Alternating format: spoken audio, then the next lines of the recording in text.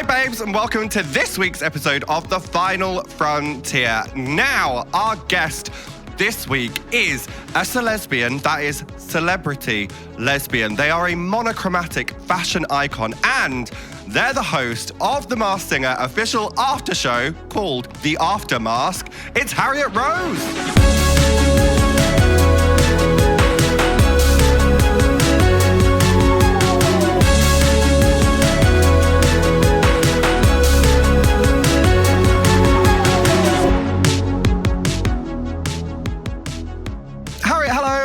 Dear Kofi, hello, hi. Hi, thank you for joining me here. Thank you for having me join you here. In my living room, this is where I live. I know, and it's lovely, cosy house you have. Yeah, we've added some leaves just to spice it up. As I said to you on entry, no expense spared, it looks beautiful. Oh, on entry, very naughty.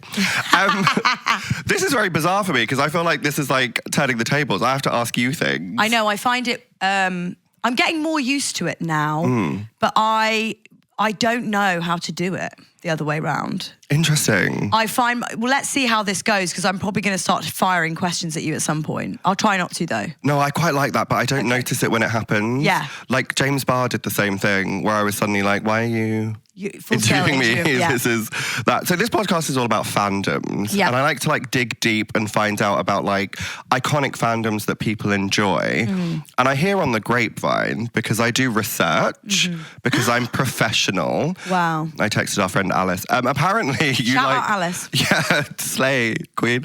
Apparently you really like horror in general as like a concept. It's not just like, I'm obsessed with horror. I wrote my dissertation on horror films. That's like deep. Yeah, it was a deep dissertation as well. It was about, do you want to know what it was? I would. It was the impact of women on the slasher genre of horror and how women are portrayed basically in horror of the like 1960s, 70s to now. Okay, we're going to talk about that. Where did you study, if I may ask? Goldsmiths. Love that. Yeah. London. Yeah. Very that. And what was the degree? It was drama. I wanted to be an actor originally. Really? Yeah. I was Nancy and Oliver at school. I talk about it a lot. That's actually very impressive. It's a hard role. As long as he... Yeah. What's the name of Nancy's friend? Bess, is it? Or something? Oh, God, I can't She got like remember. a mate in the stage musical. Oh, I didn't have a mate in this one. Oh, I just okay. had Bill. Nice. It was not nice. No, it's not actually a very like Bill. child-appropriate show. And now I'm a lesbian, so I wonder why that happened. Who played Bill? Are we still in touch? Okay. No, I actually don't remember. It was an all-girls school, so everyone was a girl. Yeah. Interesting. Yeah. Actually, that's so funny. I have no memory of who. So sorry to whoever played Bill. They're probably watching this right now being like, wow, I thought we were close. Bitch. Yeah. Wait, so it was an all-girls production of Oliver? I also did an all-girls production of Bugsy Malone where I was, guess what? Bugsy Malone. Nice. Yeah. That was where the sort of mask cosplay started. Wait, so did you feel like you were going to do like, your trajectory was musical theatre? Yes, I did. I wanted to do just like comedy, funny theatre. What would be like the ideal role? Like, where were you looking? Oh, that's a good... Because I'm not going to lie. No, tell me. Tell me what you think. You give me Six the Musical. Oh my God. The one about the wives of Henry VIII. I feel like you could be an Anne Boleyn. Oh my God, I would love to be Anne Boleyn. This is your audition, actually. Beheaded, deaded, survived, or whatever it is. That's close. We'll work on it. We'll work on it. No, did you have any like dream roles that you were like aspiring to? You know what? I wanted to be an actor. I really wanted to play a detective because I just love detective. I used to love being a detective when I was a kid. So I basically wanted to be an actor so that I could do the job I definitely wouldn't be able to do like in real life on film. When you say detective, do you mean like Scandi drama, The Bridge energy? Yeah, the Vera, like Sarah Lancashire energy, like, you know. Ooh, what's the Sarah Lancashire one with the guy and the kid and the thing? Yellow, no. No, it's something... Cut this out because this is one of my favourite shows. And yeah, no, same though. It's like the only phrase I can think of is Peaky Blinders, and it's not that. That's going to hurt my feelings. It's really upsetting me, and it's like in a lovely village. What I think will happen is in the middle of this, Happy Valley. Happy Valley. There we go. It's Happy Valley. There it is. So you saw yourself as a Happy Valley. Yeah, that's what I wanted. And then basically what happened was my drama teacher, her name was Goza, shout out Goza, told me I was shit.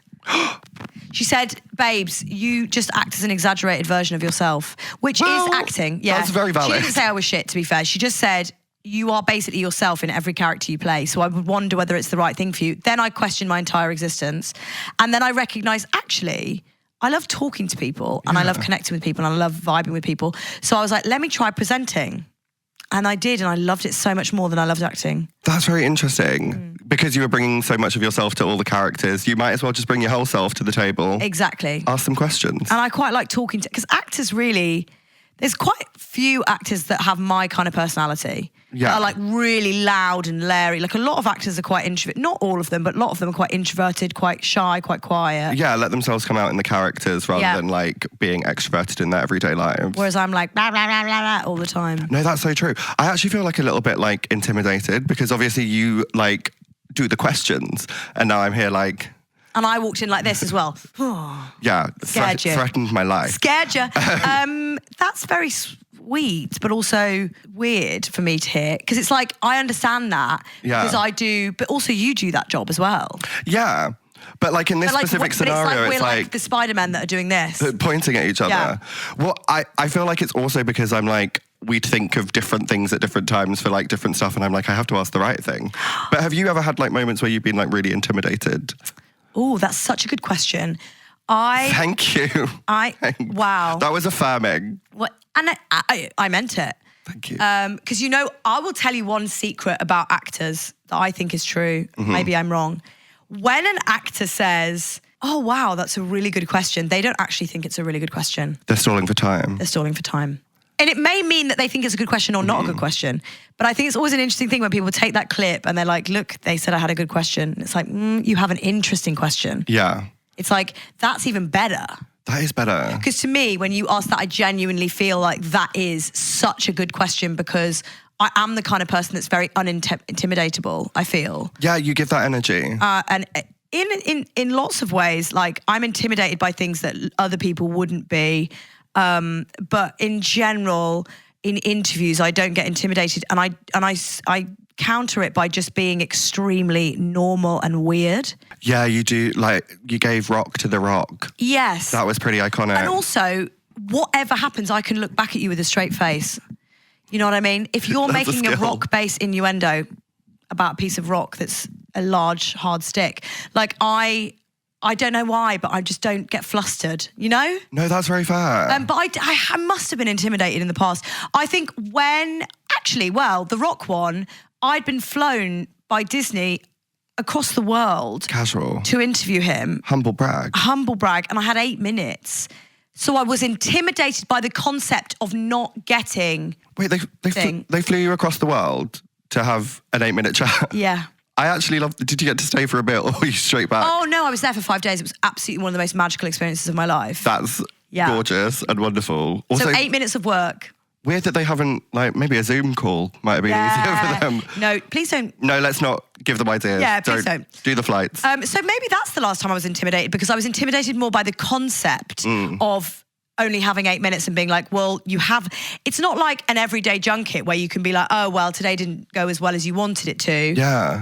And I tell you, actually, that's just reminded me of the second most intimidating moment of my year was one of my favourite childhood films is Beetlejuice. Love. And when the second one came out, I was like, I need to do something with this. And I was so gassed to see that Clara Amfo was hosting the premiere because I adore Clara and I think she's amazing. Yeah. And I got asked to host a Q&A alongside that with the entire cast and Tim Burton. So that is an interview with, I think it was 8 people at once. And 8 iconic people as well. But 8 Hollywood mega stars. Yeah. Jenna Ortega, Winona Ryder, Willem Dafoe, Tim Burton, Monica Bellucci, Justin Theroux. I think that's all of them. The recall there was... Yeah. It's right there. I have PTSD. But it was one of the most incredible experiences of my life. And I always find that when I'm intimidated in that way, it's going to be one of the best moments of my life. I love being intimidated in that way where it's like, you're about to do something that you've never done in your career before. I've never interviewed 8 Hollywood celebrities at once whilst also having to hold an audience and like interact with them and do all that. Yeah, that's crazy. And it was all live streamed. So it wasn't like a stop start, let's get that question again vibe. It was like, do the questions, smash it. And it was one of the best experiences of my life, but I was shitting my pants. Sometimes that anxiety carries you through, though. The 100%. nervous energy sort of like gives you the power to get the job done. And Winona Ryder came up to me. Is a hilarious sentence, and was like, "Wow, you're amazing." And I was like, "Oh my God." Then Jenna Ortega said the same thing. And then Catherine O'Hara, who I've watched since I was a kid, and I think is one of the funniest comedic actresses in the world. She is. Came up behind me and went, "You were amazing." And I was like, shit, these are like, if I'm going to impress people, I'm pretty chuffed that it's them. That is pretty incredible. I was really, and I don't mean to say that to be like, I'm amazing, but... No, but you should. But in that moment, sorry, I was. Yeah.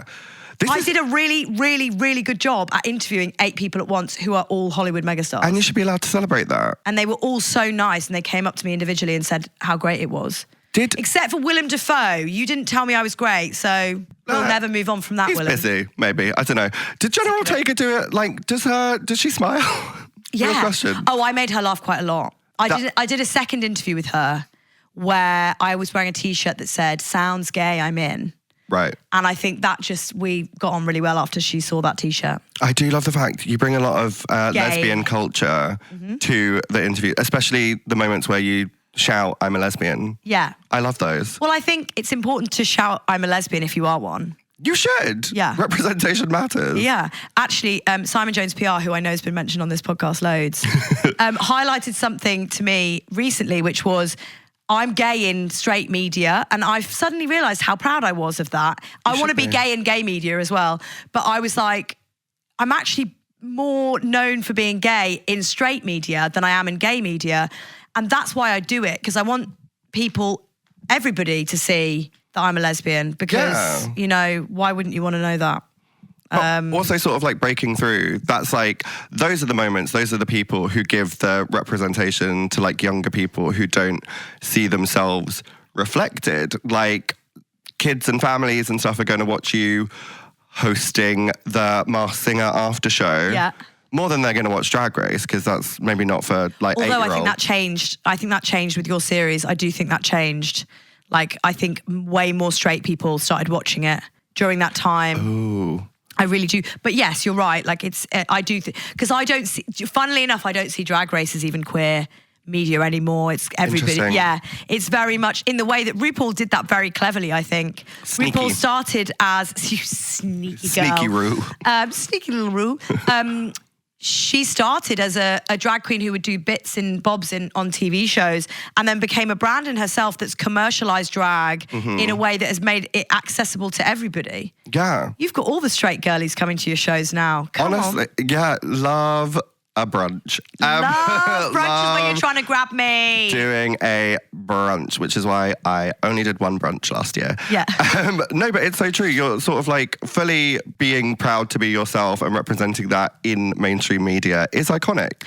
Yeah, but I also think, I will caveat it with, I'm extremely privileged by the fact that I am white and what you would define as straight passing.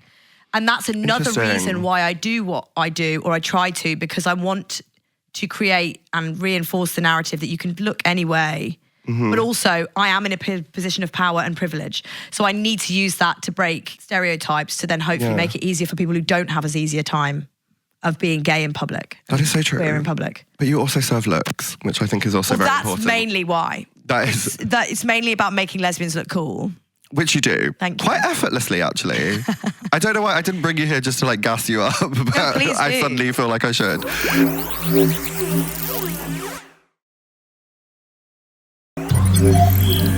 Let's get back onto the horror train. Oh, sorry. Yeah, well, that's me. That's very me. No, I got onto 3 different trains and took you to another location. I'm so sorry. And truly, I'm at peace with it. It's quieting my ADHD brain, and I love it. Well, it's wonderful. Mine is fully engaged.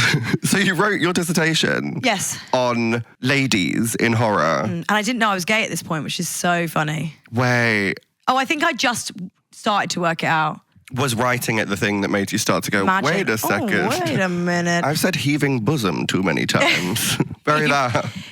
Funny enough, it was about heaving bosom. No, it was about the sexualization of women from the perspective of men. So maybe it was a bit of a commentary of like, I was starting to realize I was a lesbian and that like I wasn't into the male gaze. And like I love saying male gaze because it sounds like we're saying male gaze. Yeah, but male gaze. Male gaze. Male gaze. Mel gaze, yeah. Mel Ginsberg. That was... Mel Gibson. Mel Giedroyc? Is that how you say it? Well done. Thank you. I don't know any more Mel G's. Mel Goldstein, whoever that is. But yeah, I, at that time, was going through a big change of really straight girl to bi girl to eventually massive lesbian girl. Were you very straight at uni? Like At the beginning I was, until I started snogging girls on nights out and being like, this is more than silly. So did it start as like cricky and then... Oh, big time. I was like, just gonna snog my mates, lol. That's fierce though. Yeah, and then I fell in love with a girl who was my friend, and I told her that I loved her, and she didn't love me back, sadly. She was straight. But Boo. Sorry, boo straight. Gutted for her. Yeah. No, but we're still friends, and it was a big learning curve of I actually learned to love a girl and managed to do it in a sort of safe space that didn't end up working out, wasn't the love story. Yeah. But it was a real start to show me like what I actually wanted on this earth, which is to date women. That's how it works. I had the same journey. Did you? Tell me about yours, please, because I don't know it, I don't think. At school, I've actually mentioned this person's name several times, including on an episode of Queer Epiphany. Great show, Queer Epiphany. Love Queer Epiphany. Yeah, I was in love with this boy at school who is now married and has 2 kids and also has his own cricket podcast, which sounds boring, Johnny. Yeah. That does sound, honestly, that sounds like my worst, no offense, Johnny, that sounds like my worst nightmare. Truly. We're not his target demographic, are we? Truly not. And probably, I'm going to guess his wife probably doesn't love me mentioning him by name all the time and saying I was in love with him. But why? I don't know. I think she should think that's slay. I think she should think that's absolutely slay. And also, she probably hates the cricket podcast too. Yeah, I can't imagine. Although I think she is like one of those like sporty like queens. Like I feel like she's got that energy. I just don't think cricket's a sport. Anyway, let's not go on to it before I get cancelled by cricket. It's too soon. Not now. It's too early to get cancelled by Guys, cricket. I don't want to get cancelled before I've even been started. If you had to be cancelled by a sport, which one would it be? Javelin. That's fierce. I just said that. That was the first thing that came to my head. I used to do javelin at school. That was Freudian. Yeah. Just came straight away. Oh my God, cancelled by dick. That's basically what I was saying. It's a metaphor. Freudian. Why did you do javelin? Were you just particularly good at it? I was a masked lesbian hidden inside a straight girl's body. Not the shot put, the javelin. Yeah. Because there's a certain like delicate... Well, I think I'm a bit more dainty. I'm a bit more like, ooh, ooh, ooh, boop. You know? That is how you do javelin. Like, I like sometimes had to do javelin at school and I hated doing it because I was like this very violent. Well, you're more limmy than me. Yeah, I was a high jump. Whereas I'm short and stout. You're tall and glorious. And I feel like doing javelin, you'd be be able to hit a plane if you threw a javelin. But that's kind of the point. Yeah, but I mean, not really, hun. You don't want you taking down planes with your javelin. No, and the other side, fun fact, the other side, not even just the pointy bit, also dangerous. Yeah, both of them. Why is it not just like a rubber tip? Oh, why is it not just like a... Like very true, bestie. Yeah, I don't know. It's Can we very ask for the dangerous. javelin community? If anyone is in the javelin community, can you get in touch about why there's not a safety end for the javelin? Yeah, comment below if you understand how javelins are made. So horror films and ladies in those. You wrote your dissertation on it. Oh my God, how did we get here? It was the female gaze about the male gaze about the female gaze. Yeah. And essentially, I used to watch horror films with my dad at an age which was far too young to be acceptable.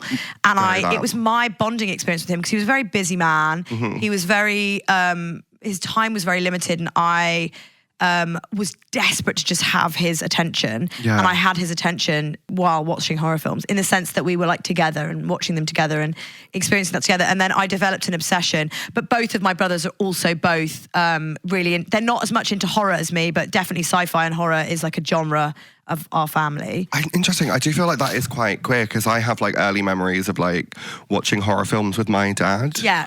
Or like maybe they wouldn't necessarily be considered horror, but me, age 7, I thought The Lost Boys was the scariest thing I've ever seen. I mean, don't be a wimp, but... Very that. Even Dune, the original like Dune film, I was like, oh, there's a scary worm. I hate this. As in the Timothy Chalamet? Yeah, pre-Tim and Zend, like there was the original film which had Sting in a loincloth, Queer Sting. Awakening. Yeah. Only thing I can think about with Sting is the sex he has, because he talks about it so much. Does he? Oh my God, did you not know that? He talks about tantric sex all the time. That's That was weird. a big thing I don't with Sting and don't his recall. wife. The main thing that I think of with Sting is that Dune. he is sampled on the first Sugar Babes album. Oh my God. The laws of a soldier. Yeah, great song. Police were amazing. Yeah, really good. And not like, I'm talking about the band. Sting and the Police. Sting and the Police. Yeah, very that. So horror films and the ladies in them. If we're ever going to get into this conversation. Do you have any favourite horror films? Yes, I have a few. My favourite day-to-day is Scream. The Scream franchise in general, but Scream 1 I think is amazing. I could watch that today with no problem. Oh, very gaggy for its time, having the Drew Barrymore. It's extremely camp. Yeah. Scream is a perfect personification of what slasher horror is, which is camp, silly, bonkers. I feel like Scream's got like more of a satirical energy to it. Big time. Did you know that there's rules of a horror film? What are they? Okay, so the rules that I discussed in my... not me moving my glasses like I'm intellectual. Well, These I are think you're non-prescription. So the rules of a horror film, basically the way that horror films were made, or in my opinion from my dissertation, is that women were viewed as objects. Okay. What a shock. But there were a few rules. If you're a feminine, sexualized, sexually active woman, you're murdered within the first 15 minutes of the film. So the first person to get murdered is always a woman who is sexually active. There might be a man there as well, but it's always a woman who is sexually active and very feminine looking. Okay. Because it's a way, in my opinion, it was a way, like what I researched was it was a way of men like having control over women that were out of control. Because like the perception that women were out of control by being sexually liberated was like at that time in the 60s and 50s, 60s and 70s, a bit of a shocking thing. And if you notice, all the final girls, they call them, are in some way masculine, whether that be they don't wear makeup, they're a virgin, they are not sexual in their energy. They got, a lot of the time they had short hair. Often wear flats. Yeah. Often in flats. And if a female was the succeeding person in a horror film, she had to be masculine because then men could relate to her. They couldn't relate to a woman who was feminine being the sort of final girl, the person who survives. That's and wild.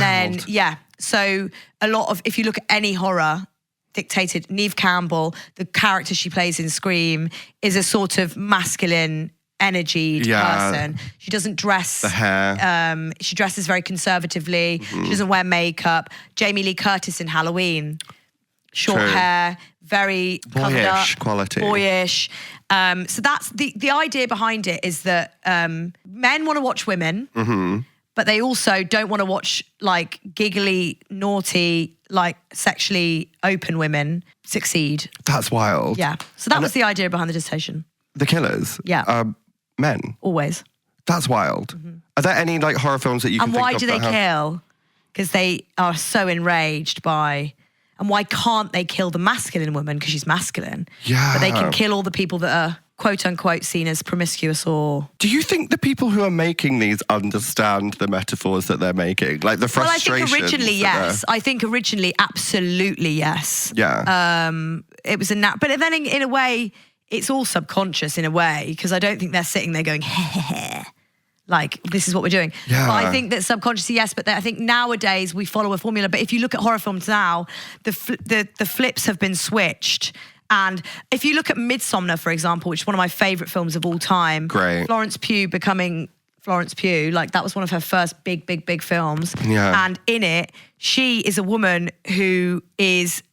It's just a fantastic story of a woman who is abused and manipulated by a man and ends up, I won't spoil the end, but she gets her own back on a person that treated her badly. Yeah. And so the metaphors and the end games are changing, I think, True. in horror. And you do see as Willie. That was my key takeaway. You see his willy? Yeah. Oh, yeah. And you do see his willy. He sort of just runs around. He's a brilliant actor as well. I don't know the name, but I remember the nudity. About whether I would you get naked in a film? Oh, I thought you were going to say, would you survive a horror film? Would I get naked in a film? No, Tia, I can tell you from a million miles, no offence, babe, you would not survive a horror film. On what grounds? I would like to... On the heels you're wearing. I have flats over there. I came prepared. I'm ready Tia, to run. I'm sorry, I've made my decision. You would not survive a horror film. Is this on the basis of the rules in your dissertation or No. the new rules? This is based on the rules of me knowing you as a person. I just feel like you'd panic. I don't see you remaining calm in that scenario. It depends. Okay. Okay, it does depend. Maybe I only know Tia Kofi though. Yeah, in this scenario, you're right. Because I naturally, based on the ambiance of the room, would defer responsibility for keeping control of the situation to Simon Jones PR. Yeah. Who I imagine this is not a read, Simon, would sacrifice me to save himself. Correct. So yeah. I do feel like... Well, it is a read, Simon. It's a fact. It's not a read. So I do feel in this scenario... Unless it was a PR-based situation, in which case he would sacrifice himself. But in a physical base, you'd be gone. I'm not running anywhere. Simon goes to the gym. I know. He was telling me about it earlier. That's wild. I don't. Tell me, I go every day. Do you? Yeah. So you do well. Big strength training. Well, tell me what you think about me. What do you think my energy would be in a crisis? I feel like in this specific room, you would be able to keep calm, but I feel like you would end up being the person who peels off from the main group and ends up running in a different direction, and we think that you're about to get hunted down, but actually it would be producer Poppy. Yeah. Who would get killed in that moment, and you'd end up making it all the way to the end. You're right, I would make it to the end, but I would be the leader of the group. In a zombie apocalypse, you'd all be very safe if it happened now. I think about this all the time. Well, just so you know, if you are worried about it, you should come as near to me as possible because I would be unreal. Are you going for high ground? Am I going for high ground? Like, would you physically try and get to, like, a place of high ground? No, because have you seen World War Z? Yes. Yeah, in that where they go up to the flat. Mm-hmm.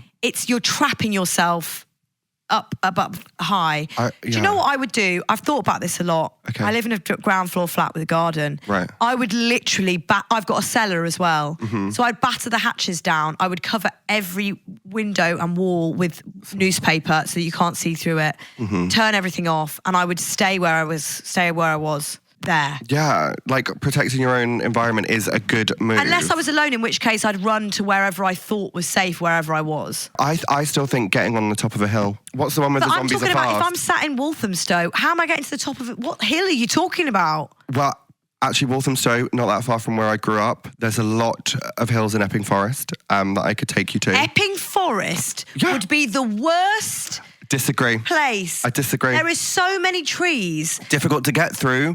Stick to the open spaces. Wanstead Flats. Big open space. Pick people off one by one. Who's going through thick trees? Wait, I'm thinking of zombies. Yeah, zombies are not dealing with trees. Also depends what kind of zombie. That's such a lie. Zombies can hide. They can run through. Depends on the zombie. Yeah, so true. If it's like the scary, what's the Cillian Murphy one? 28. Have you seen they've just announced 28 years later with Jodie Comer? Yes. I did not see that. Jodie Comer, Ralph Fiennes, and Aaron Taylor-Johnson. And I'm pretty sure from the advert there is Cillian Murphy, who's in the original. Yeah. He's a zombie in it. I'm pretty sure he's an emaciated zombie. That's quite fierce because I think, isn't he like producing it as well? He's involved in that. You're right. That is one of my favourite all-time films. I once went to a reenactment, a secret cinema of 28 Days Later where I got spat in the eye with blood by a zombie. Which, best day of my life. As we remember from the looking up at the tree incident, just one drop. Yep. Yeah. Did that into my eye and I thought, I'm done for. Yeah. But I had a whale of a time when I had a cocktail. It was brilliant. That would be that's my worst version of a zombie apocalypse is the 28 Days Later. Yeah, where it's coughing and it's spitting and that's the same as World War Z, right, as well. Yeah, although there's something about like the camera work and the movement in 28 Days Later that feels more frenetic and that like freaks me out more. So I just did an interview with Lily Rose Depp and Nicholas Hoult for the new Nosferatu film. Love. And they have recreated in Nosferatu. It's one of the most chilling films I've ever seen because of what you're talking about. Mm-hmm. They use, and Nosferatu is a totally different style of film, but it's the same use of speed and breaks and timing to create horror. You don't need like crash, bang, wallop. You just need pauses and silence and camera swift movements and things like that. It's like creating horror with non sort of technical stuff is really cool. Like, I think like just having no sound for like a minute freaks you out more. Like for the sure. bit where they're walking and there's a pile of taxis. I can't remember if that's 28 weeks later or 28 days later, but yes, 28 weeks I think, because on the way to the army barracks I think, or something to do with And there's that big it's 28 days later, because you know when they go and stay in that big house. That's 28 days later. Is that not 28 weeks? No, that's the kids one is 28 weeks. Yes, you're right. That weirdly has the DLR in it. Oh my God, shut up. Yeah, it's weird. Like they travel on the DLR. Yeah. Do you ever do this thing in films where you watch it and I think, you know, the opening scene with Cillian Murphy comes out in 28 Days Later and it's the whole of London is like silent. I just always go, when did they film that then? Because I'm like, they obviously filmed it at like 4 a.m. Yeah, hideous. And then blocked off 3 or 4 roads to make that happen. I find that so amazingly interesting. Whoever's a locations assistant on a film, come and chat to me because I'd love to hear about it. I do think getting up that early in the morning just to sort of like wander around in a hospital gown would be too much for me. Oh, I'd love that. I would do it. Somebody for cast me, please, in a horror film. I would do make our own. anything. I would do anything to be in a horror film. Anything. Okay. I actually, like, I will not reveal it on camera, but I've always had a concept for a horror film. Don't say it. But it's like Say a it comedy after. horror. Oh yeah, great. Comedy horror is the best. Like Slapstick horror. a little bit Cockneys versus Zombies, that one. That kind of energy. It is, by the way, a fab film. Really good. Cockneys in a film with zombies. What more could you want? Is that the one where I think it's Zoe from EastEnders drives a bus? Yeah. Yeah. Love that. What's Michelle? That's her name. I can't remember her surname. Ryan. Michelle Ryan. Michelle Ryan. Love her. Love her. She was in an episode of Doctor Who. I don't watch that. Thank you so much for joining us today on... No, so horror films. We love 28 Days Later. Yeah. I do think you would be surviving most zombie apocalypses. Yeah, I am the character that survives and saves lots of people and then at the crucial point sacrifices themselves and dies. I think... I wouldn't survive to the end. I'd be that person that, because I'm a people pleaser. Mm-hmm. So I'd be like, oh no, don't worry, I'll do it. And then it's like, a little bite on the arm and she's gone. You would. I think that applies in a fast-moving zombie scenario. Yeah. I can see in a very slow-moving zombie scenario, you might become complacent. Yeah. If they're not sort of like really, if there's no You're so immediate right. threat. Yeah. You're so right. I'd be like, oh, I forgot about you. And then they're eating me because I've forgotten about them. Already a chunk gone. Yeah. And you're like, oh, yeah. What did I say? I told someone to remind me. Yeah, very that.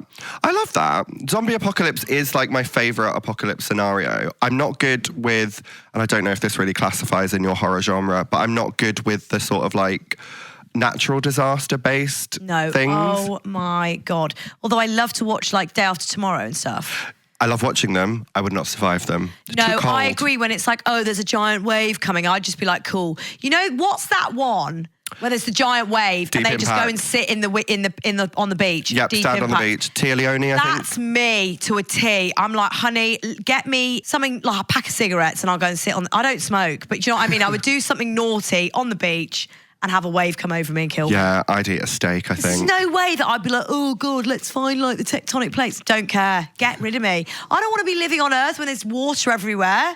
I'm annoyed enough when I get out of the bath and there's water on the floor. You know what I mean? Do you know there's currently a new tectonic plate forming through the middle of Africa? Oh, crikey. It's thousands of years off. We're good. But Oh, fine. Just thought I'd share that. Harriet, we have come to the end of the podcast. The reason I know this is because producer Poppy is looming, as always, with two Holding laptops. 2 laptops. Producer Poppy, what are we reenacting at the end of this episode? I can't wait. Oh my God, yay! Iconic. Okay, we are reenacting Beetlejuice. From the new one as well. The new one, 2024. Came out last year, one of my greatest moments. I was really chuffed with it. I thought it was a good film. Good film. It lived up to the expectations of what I had, so Which are high expectations, I believe. massively high. But I'm glad you enjoyed it. Thank you. Did you enjoy it? I did. And I like the fact that we're actually both serving like a black and white moment, which is quite Beetlejuice energy. Yes. I'm every day serving like either Wednesday Addams or Lydia Dietz. You are like a monochrome diva. Yeah, I just love to look slightly like I'm a goth all the time. I see that. Who's who? I think that is your decision. As the guest in my home, as you are, would you like to be Lydia or Beetlejuice? I'll be Beetlejuice. Okay. Are we doing accents? I always default to northern accents, regardless of the character. Oh, okay. So, Well, why don't you name an accent that you want me to do and I'll do it? Okay, and the same in reverse? No, I'm going to let you do Northern. Okay. I'm really excited to hear Northern from you. What about Australian? Okay, great, perfect. We're giving it an Australian Beetlejuice, and I'll be Northern Lydia. Lovely. Northern Lydia Dietz. Hello and welcome to Beetlejuice, Beetlejuice. Remember that saying Beetlejuice 3 times does summon him. In real life? Have you tried? Yeah. Okay. We're good friends. Best pals. And scene. Action. I can't believe I'm doing this. Beetlejuice, Beetlejuice, Beetlejuice. The juice is loose. That was very good. Thank you. I'm impressed. Thanks so Is that much. background in acting? I need you to tell me what this means. I can't. I'm so jarred by me being Australian and you being Northern. Okay, I will. Let's have a look, shall we? Long story short, your daughter's screwed. Oh, no. She's decided to trade last little boy. What? She decided to trade last little boy. He gets to go back while she's stuck on the other side permanently. One-way ticket on the Soul Train. Soul Train? That's right. Last stop. The Great Beyond. No, she can't get on that train. Going to London. Very Corrie. Very that. You've got to get me in there so I can get her out. Well, I can get you in, but I'd like to. What? But I'd say it could be real cool. Right, this doesn't. What has happened is during the course of this, I I know think. the scripting is confusing. I think will Baby say. J had to listen to a YouTube clip and transcribe it. is Yeah, what's because I happening. will say none of my lines make any sense. I don't disagree. Not a word. Of course there is. What do you want? Well, I've got this ex-wife, you know. She's kind of a whack job. First of all, we're through. She's kind of clingy. If I could just get away from her permanently. You want me to marry you? I thought you'd never ask. How do I know you're gonna keep your word? Swear on my dead mother's life. Oh, yikes. Okay, fine. I'll marry you. Okay, fine. If you help me save my daughter. I'm going to need that in writing, if you don't mind. Give her that. Here we go. I'm going to make you so happy, Jesus. I went into English then. I'm going to make you so happy, Jesus. I'm going to make you so happy, Jesus. There are various deliveries. I'm going to make you so happy, Jesus. Do you know, doing that northern accent just then reminded me Yeah. of a previous conversation we were having. Me and you? Yeah, about Mel G's. And I believe for a period of time, Mel B, Scary Spice, was actually Mel G because she married her backing dancer, Jimmy Golzar. Oh, my God. Yes. And that's how I prove to the world that I am Mel neurodivergent. G. Yeah. And that's how you know you're neurodiverse queen. Very that. And thank you so much for joining me. Thank you so much. I loved it. And this element was my favourite, to read a script that makes no sense in an Australian accent for a film that I love so much. It really means the world. I think that's how you know that this is a very high-class podcast. I also know that potentially I'll be in Beetlejuice, Beetlejuice, Beetlejuice, the third one, which I did ask if I could be to Tim Burton. Hasn't come back to me yet, but I think it could happen. let's send this clip to him. Let's do If it. he's looking for an Australian to be something in his show, I won't probably be cast. You can do other accents as well. Yeah, give me another one and I'll do one. Okay, can you please say Beetlejuice, Beetlejuice, Beetlejuice in a Glaswegian accent, please? Beetlejuice, Beetlejuice, Beetlejuice. That was really good. I like Scottish. That's my favourite accent to do. But that is because some of my family are from Scotland. No, it Not any feels- living family, but like... This feels like your native accent. Like it just makes sense. no, I'm actually more Irish than I am Scottish. Because my dad was Irish, you see. Wait, can you do Welsh as well? Why not? Oh, I love Welsh. My best friend is Welsh, and we used to, when we were at uni together, I just spoke in Welsh to him all the time, and I got to the point where I thought I was Welsh. It's not as good as the others, though, I think. I'm not a native Welsh person. What about French? Oh, my girlfriend is French, no? So, je suis écouté français all the time. Right, here's my pitch. Yeah. It's like The Masked Singer. Right. But it's accents. Yes! So you got to guess who it is. Oh my God, I would love to do that. I would just be the person every time though, because I want to do every accent. I love doing accents. It's my favourite thing. Can you work that into the Masked Singer after show? Do you know what? I will. Next series, Yeah. I will make sure that every show I talk to the guest in a different accent. That's quite fierce. Thank you. Okay. Thank you for having me. No, thank you. This is the end. Au revoir, I guess. Au revoir. Merci beaucoup. À bientôt. And keep dancing. Keep gay. Yeah. Keep Beetlejuice, Beetlejuice, Beetlejuice.